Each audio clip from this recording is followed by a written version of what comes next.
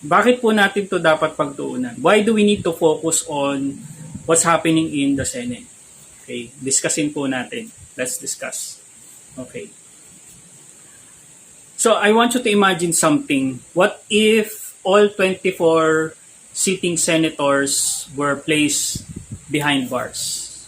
In other words, imagine, isipin po natin, kunwari po, theoretical, kunwari po, 24 senators, lahat sila nakulong. Imagine niyo po yung mangyayari. Okay? Isipin niyo pong mabuti. Okay? Ganito po yan. The Philippines will face an unprecedented constitutional crisis. Bakit po? Kasi ang Pilipinas po, ang Senado, diyan po nag-hinge o diyan po nagbabase ang batas na ipapasa na pipirmahan ng presidente. Sila po yung nagdidesisyon kung anong batas ang nararapat na ipatupad na aaprubahan ng presidente. Isa pa pong factor at function ng Senado is sila po ang nagpapasa ng mga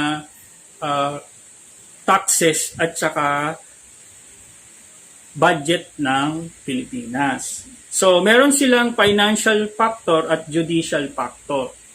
Okay, yun po yan. Okay? Meron silang pinanghahawakang responsibilidad sa National Treasury or mga batas patungkol sa buwis, okay, at batas patungkol po sa budget ng gobyerno. At ganoon din po sa mga judicial cases. Okay? The same din po yan in relation sa paggamit ng pondo ng gobyerno ay sila din po yung may mga hawak na kung paano pong ano pong mga proyekto ang ma-approve sa gobyerno.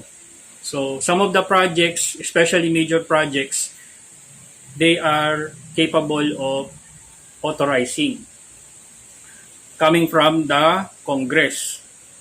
Kung manggagaling po yung project na yan sa Kongreso as proposal, dadaan po sa kanila yan. Sila rin po ay may capability na mag-imbestiga para sila ay makagawa ng mas mabubuting batas. Okay, so they have investigative capabilities. Nandyan yung mga Blue Ribbon Committee, etc.